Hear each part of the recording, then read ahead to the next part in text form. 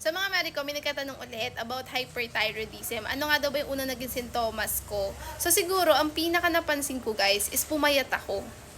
Yun kasi yun eh, lagi ako nagpo-poops. As in, yung kakakain ko ba lang, sabi ko ba't nagpo-poops na ako madalas?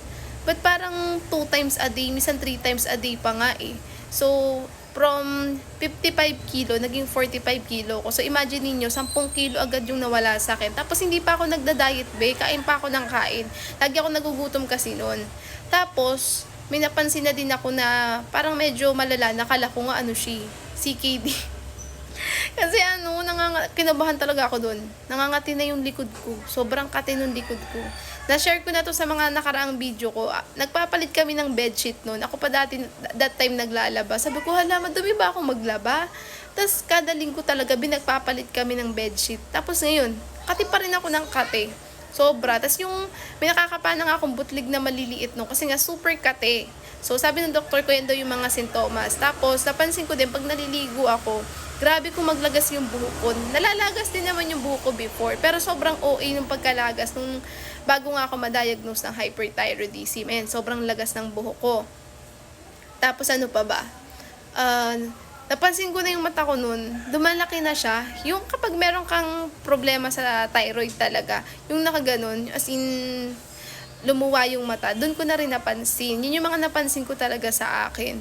Tapos, naliligo lang ako, sobrang hingal ako, yung pagod na pagod, gusto ko na lang maupo lagi. Tapos, kagigising ko pa lang, gusto ko na lang mahiga sa higaan, kasi nga, pagod yung katawan ko, ganun, hingal ako. Akala ko kasi dahil dahil akala ko sa adenomyosis ko, yun pala, yun nga, may hyperthyroidism na ako. Tapos, madalas ako nanginginig din yung kamay ko. Sobrang nanginginig yung kamay ko. And, ano ba? Basta magulo eh. Minsan nilalamig ako, minsan naiinitan ako, mga ganun. Pero grabe yung pawis ko, lalo na kapag araw, ganyan, may araw. Sobrang init talaga, init na init ako. Yun yung napansin ko. Tapos kapag madaling araw naman, lamig na lamig naman ako, be. Mga ganung eksena nung bago ako ma-diagnose ng hyperthyroidism. So, madami naman ako nagawa about sa mga naging sintomas ko sa hyperthyroidism. Pero ito yung mga talagang pinaka masasabi kong worst talaga na experience ko. Lalo na yung parang mawawalan na ako ng malay. So, sobrang pagod na yung katawan ko, ganun.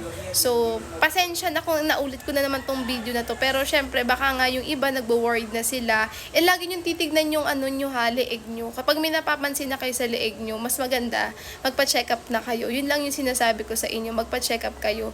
Huwag kayong matakot sa doktor kasi nandyan yung mga doktor para tulungan kayong gumaling at bigyan kayo ng treatment para sa sakit nyo. And ano ba? Hindi ko kasi talaga ma-advise yung ganito herbal. Hindi ko kasi sure yan mga mami ko. Kasi baka mamaya magkaroon din kayo pa ng iba pang sakit. So, mas maganda, magpakonsulta muna sa doktor. Tsaka, kung may sinabi namang bawal sa inyo, iwasan nyo. Kasi katulad sa akin, may bawal, iniiwasan ko. So, masyado nang mahaba yung video, magagalit na naman yung iba dyan na pagkahaba-haba ng intro. Wag nang panoorin pag nagagalit. Sige, bye-bye.